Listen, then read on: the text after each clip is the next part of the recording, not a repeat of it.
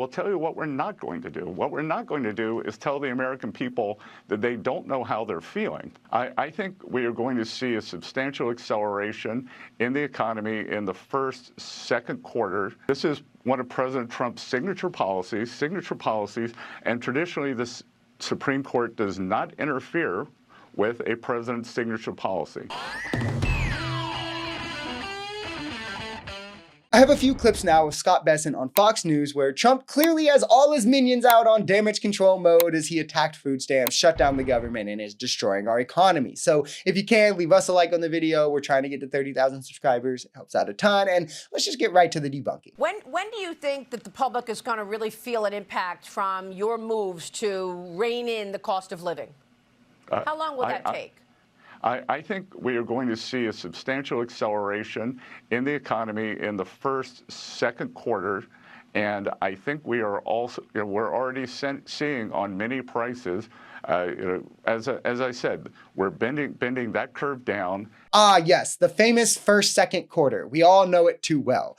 They're back to the magic tariff switch talking points. These were the weirdest of all the ones, as if like, if we just wait long enough, magic will happen. Like, and there's pain now, but magically tariffs will make everything better.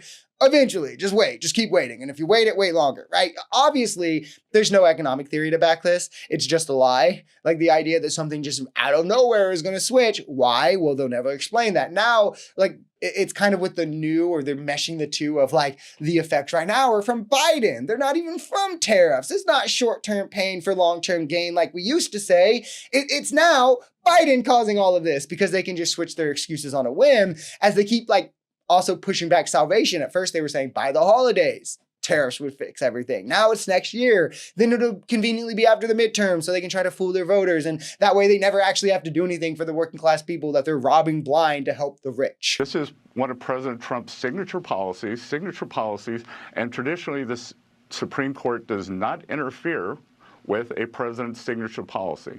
Two, this is an emergency authority, which is IEPA. President Trump has successfully used that. As we talked about earlier, on the rare earths problem, he threatened substantial tariffs on China, and that made the rare earths flow. Yes. Two, numerous of the peace deals that he's negotiated, he threatened to put tariffs on the countries, and that got us to the peace deal. Three, when we're talking about fentanyl, we had fentanyl tariffs. And what is more of an emergency than hundreds of thousands of Americans dying every year? Yeah, guys, who knew that tariffing fentanyl was the real way to thwart the cartels? Those pesky tariff prices they don't want their mules to pay.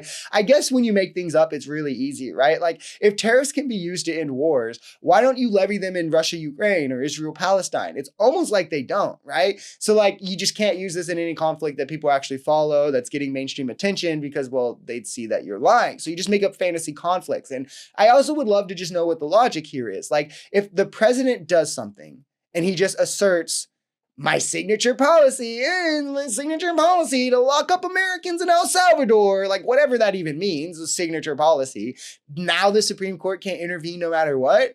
What is like the legal theory behind this? Like Scott Bessent, soybean farmer, legal expert, right? These people just want kings.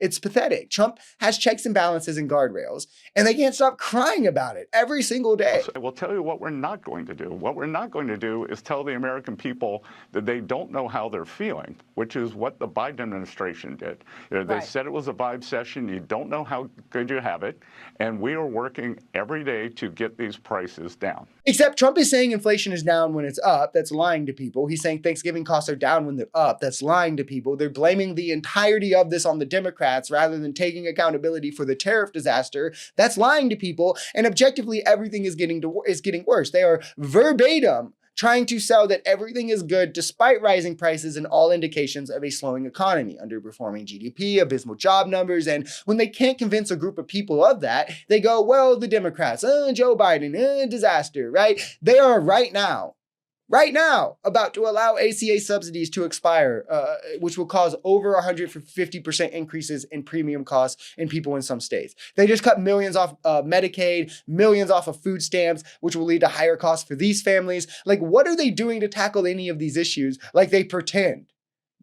rich guy tax cuts that we'll get the crumbs of? That's never helped anyone. The average family, the average household is losing income because of this. So what's the plan?